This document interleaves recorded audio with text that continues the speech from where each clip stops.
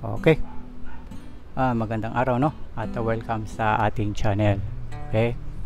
So dito sa ginawa nating video ay tuturo ko sa inyo kung ano yung mga dahilan kung bakit nagiging grounded yung computer. Okay?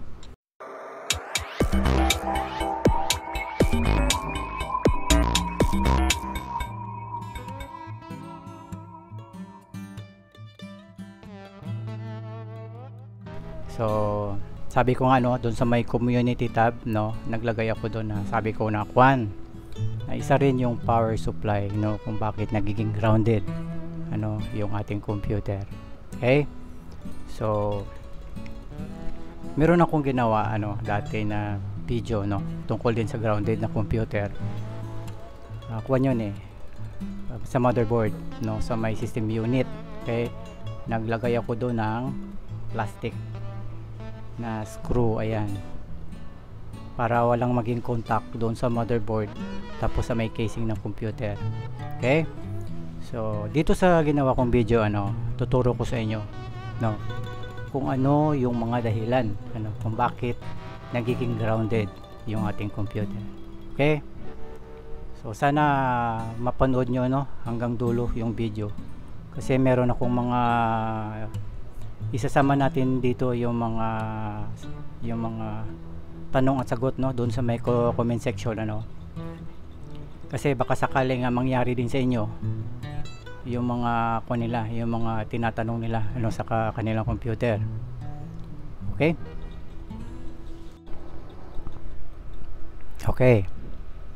So ginawa ko lang ito yung mic nilapit ko sa bibig ko kasi maingay dito sa amin, daanan lang dyan baka meron kayong marinig na mga tahol-tahol ng aso o may mga dumadaan na tren. At least hindi masyadong maingay kasi mas malakas yung boses ko kasi ayan tapat na tapat. Okay, so parang dito nyo lang yata mapapanood ito sa ating channel. Okay, so tatlong dahilan kung bakit talaga nagiging grounded yung ating computer. Okay? Una dyan ay number 1, hindi nagagamit yung ground prong. Ito, ground prong. Ayan. Nakita ninyo? Yung sa ilalim niyan hindi nagagamit. Yung ikatatlo, yung sa ilalim, ito, yung sa bandang ibaba.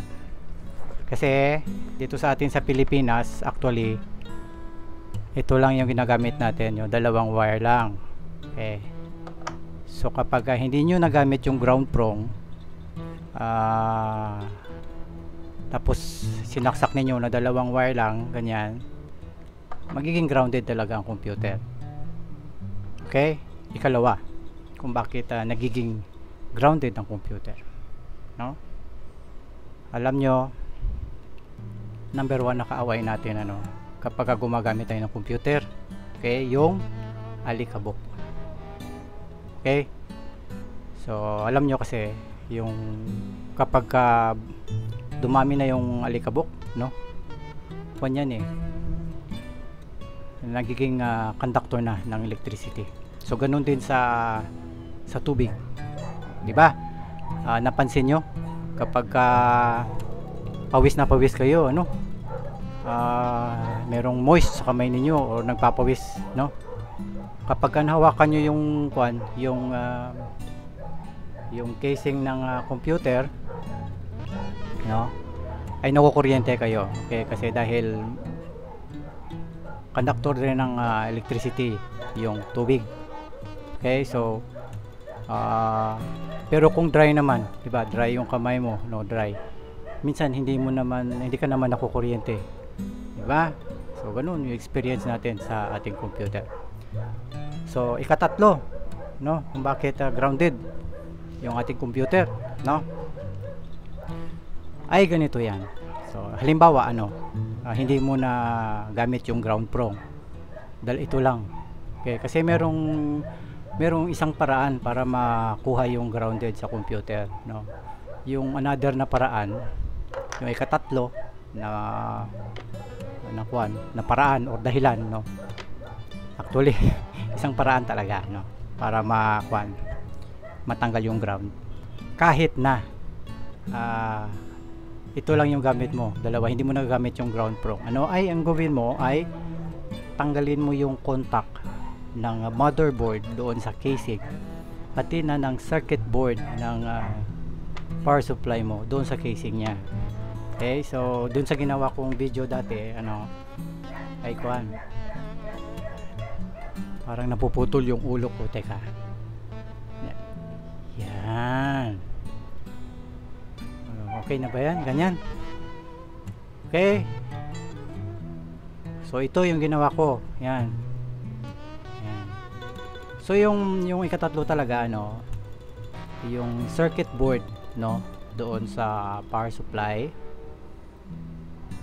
kailangan hindi siya mag-contact doon sa kwan, sa casing ng power supply. So ganun din sa motherboard, sa casing mismo ng computer. Okay, so ito yung ginagamit ko naman kapag para tanggalin yung contact ng circuit board doon sa may kwan, power supply. Ito masyadong maliit. Ayan, yan, parang washer na red, ano. So i-sandwich niyo yan kasama itong kwan, dapat naka-sandwich.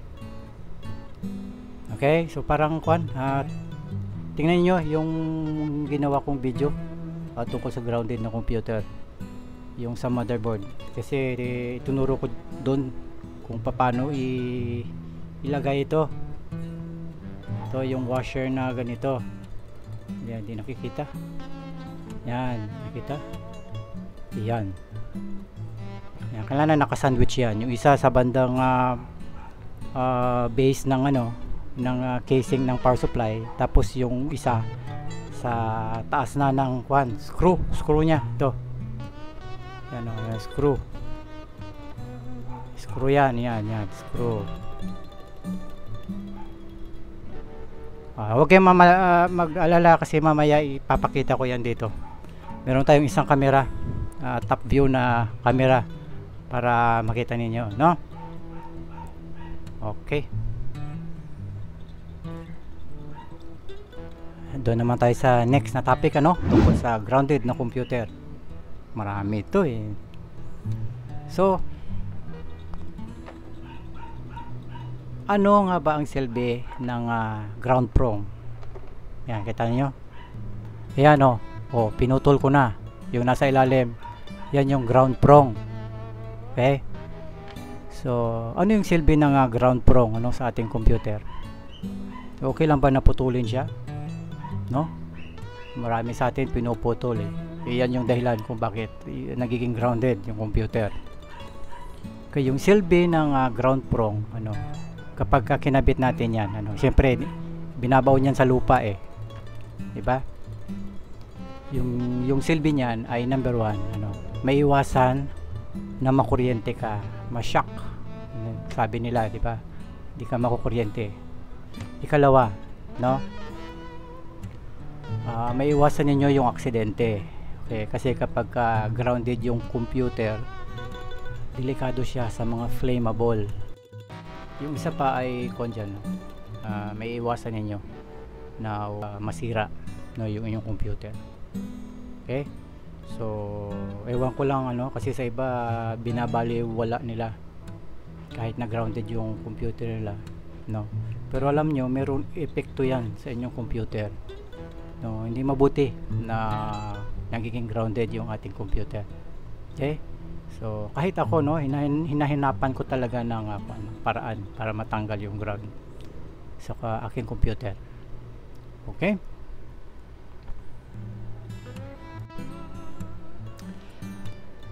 gusto mo ba malaman, no, kung paano ko tinatanggal yung ground, no, dito sa aking computer?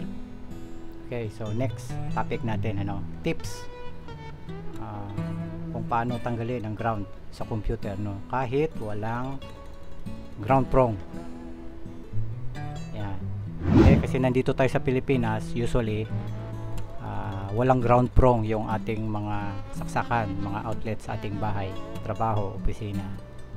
Okay, so isi-share ko sa inyo yung mga ginagawa ko sa aking computer kung paano ko tinatanggal yung ating ground. Okay, so sabit ko muna itong mic kasi kailangan kong gamitin yung aking dalawang mahigwagang kamay.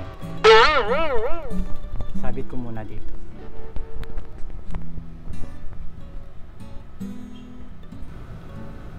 Yan, nakabit ko na, no? So yung camera natin sa taas. Okay, so hindi ako sanay na walang hinahawakan na mic. Okay, so papakita ko sa inyo ito yan, ito yung power supply ng ating computer. So meron sa atin or siguro yung iba natatakot sila na buksan kasi merong label na nakalagay na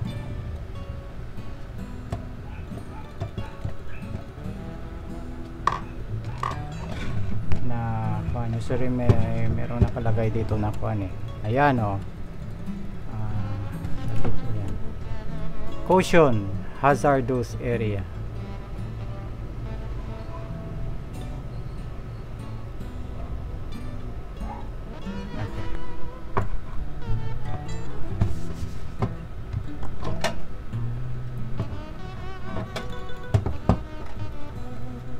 Pero tatanggalin natin hindi pwede na huwag ninyo tatanggalin yung cover kasi alam niyo yung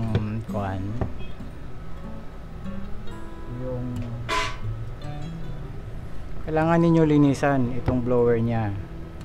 Okay, kasi pagtagal yan yan makaalikabok na nga ito yung luma kong power supply pinalitan ko lang kasi mas kailangan ko yung mas maganda yung power supply na isa lang yung blower nya pero malaki. Okay, ito pinapasok pa rin kasi ito ng alikabok Okay, yung power supply ko na ginagamit ngayon sa aking computer meron siyang malaki dito na blower fan. Yan. Okay, tapos dito sa bandang harap niya na parang screen na lang ganun, pero meron siyang blower dito nasa ilalim tapos malakas yun. Okay, nandito sa ginagamit ko na computer. Okay, so yung gagawin ninyo ganito lang. Okay, yung kable ito yan kasi ito ito yung plastic na screw, ito yung ginamit natin dun sa motherboard para walang contact dun sa motherboard tsaka doon sa casing ng inyong computer. Ngayon dito naman sa power supply ng inyong computer, ito yung circuit board nya. Ayan, yung circuit board nya. Okay, nakita ninyo meron siyang screw. Ayan, screw. Yung gawin ninyo ay tatanggalin ninyo tapos ito yung ilalagay ninyo. Ayan, naka-sandwich siya dapat. Nakikita ba? Yan. So ito yung sa motherboard nya. Tapos yung sa taas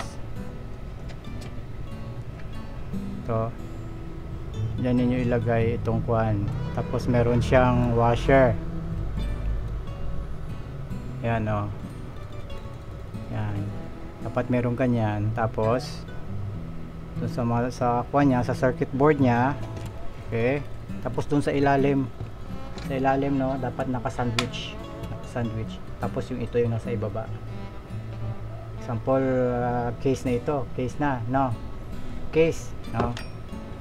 kita ko na lang. Kapag pala kapag gagawin na ninyo sa inyong computer, palipasin nyo muna ng mga ilang oras bago ninyo tanggalin, kasi meron pang naiiwan na voltahe dyan sa loob dito sa mga kapasitor nya. So, merong naiiwan, merong nakapundo na voltahe malaki. So ito, wala na ito kasi matagal ko na itong hindi ginagamit. Okay, so possible na nag-drain na yung voltahe dito. Okay, so kung plano ninyong gawin, palipasin nyo muna. Mas maganda mga isang araw, dalawang araw bago ninyo lagyan ng washer. Ito, ayan washer. Okay, pakita ko na dito sa inyo paano ginagawa. Okay, so wala na itong voltahe kasi matagal ko na hindi ginagamit. Yan yung ibig sabihin na huwag nyong bubuksan kasi may dumadaloy na voltahe dyan eh.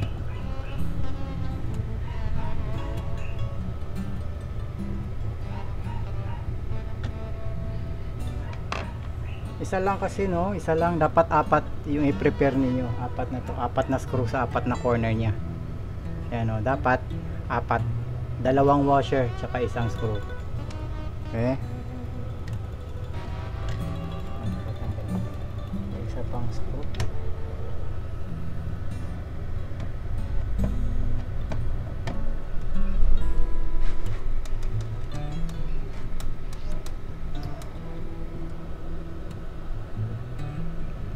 So, kita ko na lang yung board nya para makita ninyo kung anong ginagawa.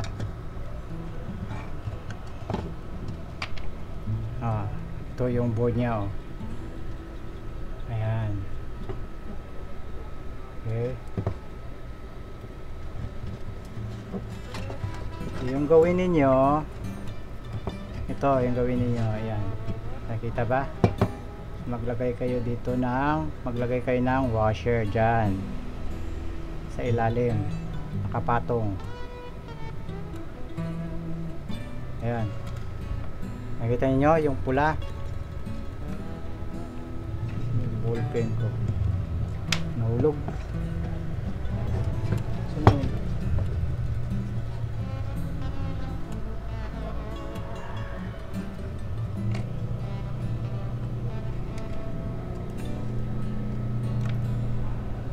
Kita kasi.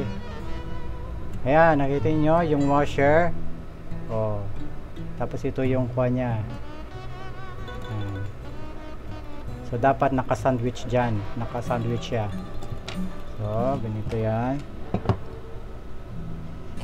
Malayo kasi. Malayo. So, sana nakikita So ipatong nyo yan. Ito yung board nya. Dapat apat kasi yan eh. Apat yan. Naka-sandwich. Okay, naka-sandwich. Tapos ito pa, meron siyang another na washer. Ayan, ilagay ko na kasi yung washer dito. Ayan.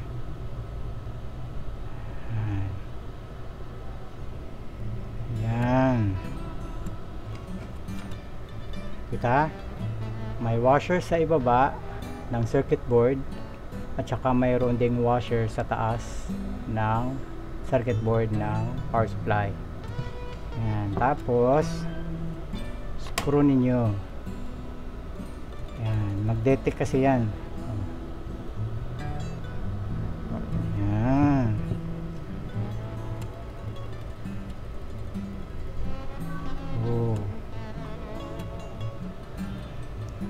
Nakita ninyo? So kasi isa lang kasi yan dapat apat. Okay, so yan yung ginagawa ko para matanggal yung ground sa aking computer. Kasi gusto ko man na lagyan ng gusto ko i-bound sa lupa yung ground prong hindi ko magawa kasi sementado na lahat dito sa amin, hirap saan kung hindi ko alam kung saan ko idadaan yung wire, kasi yung computer ko rin minsan nililipat-lipat ko din eh. So tips para sa inyo. Okay. So yan yung ginagawa ko dito. para matanggal ko yung ground. Okay, so yun lang, stop natin yung camera sa taas. Okay, ayos na. So next naman tayo na topic, no, para wala na, ubos na, makuha na lahat ng problema ninyo sa grounded, no, na computer. So ano naman yung next naman tayo na topic, no, paano naman mag-schedule ng cleaning sa system unit. Okay, so meron akong i-share sa inyo na meron kasi akong ginawa na YouTube short, no, kasi na masyado akong sa paggawa ng short nawili, no. So i-share ko na lang dito, no, yung video kung paano ko nilagyan ng 12 volts na LED light, yung puti para maliwanag. Marami kasing iba-ibang kulay yan yung ginagamit sa motorcycle, di ba? Usually nasa 15 pesos lang yata, 20 ganun. So yung LED na white color para mas maliwanag. Kasi ako dito tinitingnan ko na lang, nakikita ko na kagad yung alikabok. Hindi ninyo kailangan buksan pa yung system unit ninyo, di ba? So yun yung ginagawa ko dito. Kasi dati mga twice a week ganun, binubuksan ko talaga yung system unit kasi madilim sa loob tapos hinahawakan ko lang yung blower fan, kung malakas yung niya. Pero alam nyo, iba pa rin na maglagay kayo ng LED para nakikita nyo pa rin yung blower sa loob, okay, para masilip ninyo. Hindi ninyo kailangan na buksan pa yung case, kahit silipin lang ninyo, makikita ninyo sa loob kung marami siyang alikabok. Okay, so nasa sa inyo pa rin. Okay, so siguro kung wala kayong LED light sa loob ng system unit niyo, isa lang siya nga pala, isa lang, huwag kayong maglagay ng masyadong maraming LED. Okay, doon naman sa may mga computer dyan na meron ng ilaw, huwag na kayong maglagay. Okay, doon lang sa mga gumagamit ng computer dyan na walang LED light sa loob. Okay, so ganun lang. Okay, so doon sa doon sa walang, kung ayaw niyo lagyan ng LED light, mga twice o 2 or 3 times sa isang buwan. Yan, okay, ganun. Okay, so punta naman tayo sa sa next.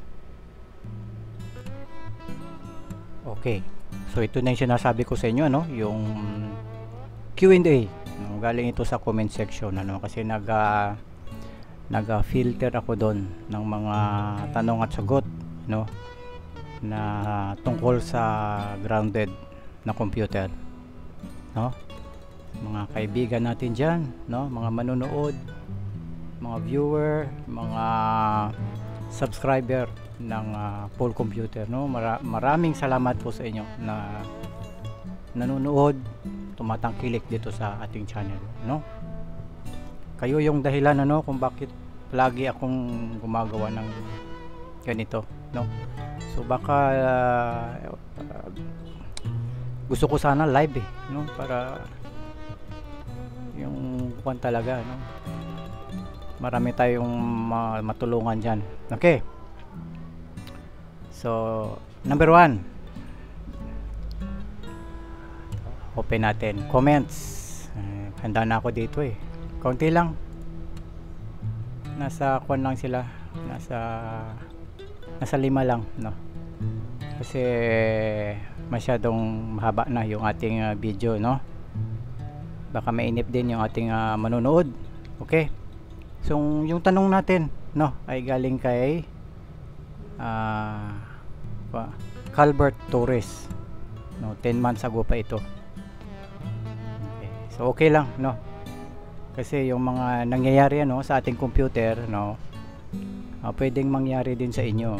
Okay, so yan yung purpose yung kung bakit ginagawa ko ito, ano, kasi pwedeng mangyari ulit.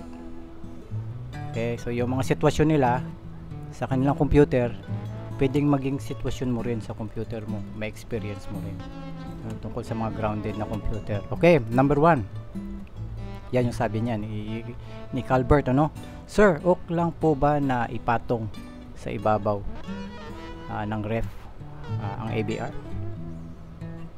Okay.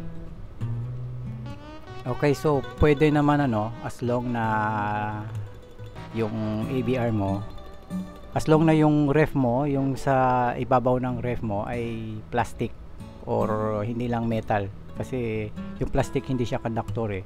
So kung halimbawa metal siya, lagyan mo na lang ng plywood, patungan mo ng plywood. Okay, wag lang yung talagang metal, kasi yung ilalim din ng ABR mo baka metal din eh, so mahirap yan, baka magka-ground. Okay, so pero hanggat maaari, no, wag mo ipatong sa itaas. Ako lang naman ito eh, just in case lang na wala ka ng ibang paglagyan ng kuwan mo ng ABR, no?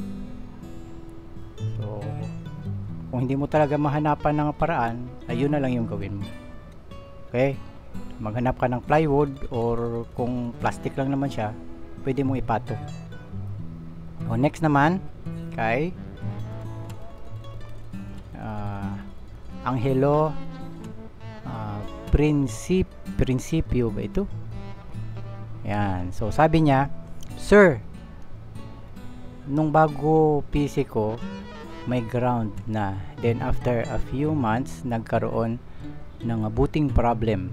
Maayos lang siya kapag hinugot after gamitin. Possible po kaya na maapektuhan yung motherboard, and then and titino pa kaya kapag gin-round ko sa lupa using wire? So based sa tanong mo, ano, ay walang kinalaman, okay, yung booting problem ng computer mo kapag grounded yung computer mo, walang kinalaman dyan kung meron kang booting problem. Okay, so kung gusto mo siyang yung ground pro, kung gusto mo siya i-bound sa lupa, mas mabuti kasi makukuha talaga yung ground. Okay, pero yung booting problem, ibang kuha naman yan, ibang sitwasyon, baka yung booting problem baka nandun pa rin. Okay, pero mas mabuti na kung magawa mo na i-bound siya sa lupa, yung ground prong, mas mabuti. Okay, so next naman tayo. So sabi naman ni Sian Diaz, no, sir, ask ko lang po, kahit pag grounded yung CPU, basta hindi siya nahahawakan at di ka mag-ground, walang magiging problema, lalo na po sa motherboard o sa sound card?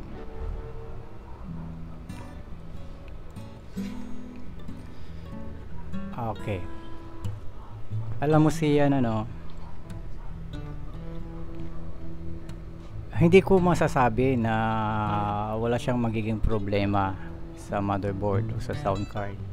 Meron talaga siyang epekto sa yung computer kapag grounded siya. May possibility na meron siyang masira sa computer mo. Okay, so hanggat maaari, kung pwede mong magawa, ano, na matanggal yung ground, mas maganda na makuha mo yung ground. Okay, pero yung iba kasi, ano, talagang hinahayaan lang nila na grounded yung kanilang computer. Okay, so nasa sayo kung mas mabuti talaga na makuha yung ground. Okay, isipin mo na lang, no, hindi ka makakagawa ng, ano, mahirap kasi may mga times na meron tayong ginagalaw sa ating computer, 'di ba? Sa likod niya meron tayong kinakabit na mga USB devices diyan, 'di ba?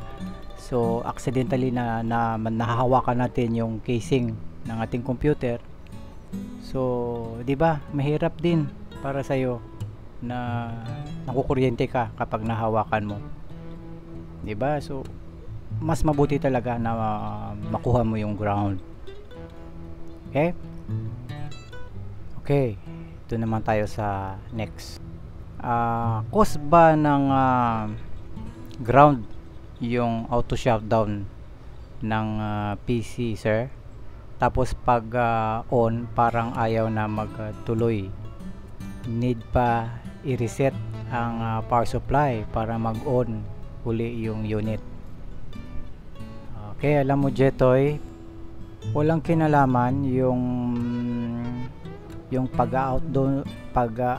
walang kinalaman yung pag-auto shutdown ng computer mo, no, kapag grounded, no, yung computer, no, wala siyang hindi siya kuwan. So kung nag-auto shutdown yung computer mo, may other issue yan. Okay, kuwan yan, kapag nag-auto shutdown, kadalasan yan ay meron siyang overheating na problem. Okay, so i-check mo yung mga blower fan mo dyan, no? Blower fan, kasi yung kadalasan talaga na nag-overheat ay dahil sa mga blower fan ng yung computer. Okay, so lahat blower fan ng power supply, blower fan ng processor. Ayan, titingnan mo yan kasi dyan madalas na reason kung bakit kuan.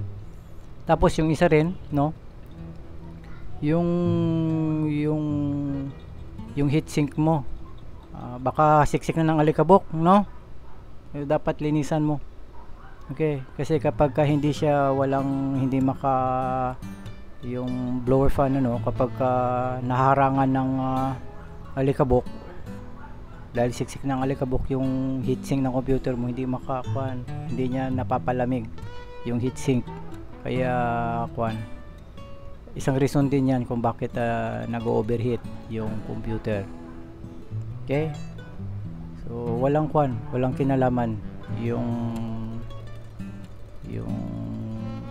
kapag kung grounded yung computer mo tapos nag-auto shutdown siya, hindi dahil sa grounded kaya nag-auto shutdown yung computer mo. Okay, kadalasan yan overheating, yan yung dahilan talaga. Okay, doon naman tayo sa next naman. Doon naman kay Lopez Jeric. Ayan, so sabi naman niya 1 year ago, ito yung tanong niya, ano, sir, yung PC ko po hindi naman siya grounded, no, nagtaka lang ako nung tag-ulan at moist paligid, nadikit lang ako sa PC case ay nag-ground na ako. Yun, sabi ko na kanina, ano, kasi talagang makukuryente ka kapag basa. For example, galing ka sa basa sa labas, no, nabasa ka ng ulan or basa ka ng pawis, no. So isa pa rin na dahilan, no, na pwede kang mag-ground kapag nakapaa ka lang, tapos yung system unit mo nakapatong sa semento. Ito isa pa, yung system unit ninyo, huwag ninyong ipatong sa semento, lagyan ninyo ng plywood, kasi metal kasi yan, no. Yung semento, huwag ninyo siya ipatong sa sahig ninyo na semento. Maglagay kayo ng kahit na carpet, huwag nyo ilagay sa carpet. Yung mas mabuti talaga yung mga plastic, mga non-conductor, no, ipatong ninyo sa mga plywood, yan, ganyan. Kasi merong ibang gumagamit ng computer, ano, na wala silang paglagyan ng system unit nila. Yung system unit kasi pinapatong yan sa computer table, diba? So merong iba na pinapatong lang nila sa sahig, sa semento. So naku, malakas yan sa ground. Hindi, wag ninyo gawin. Okay, So sabi kasi ni Lopez, no, Lopez Jeric, kung gusto mong hawakan yung kwan mo, kasi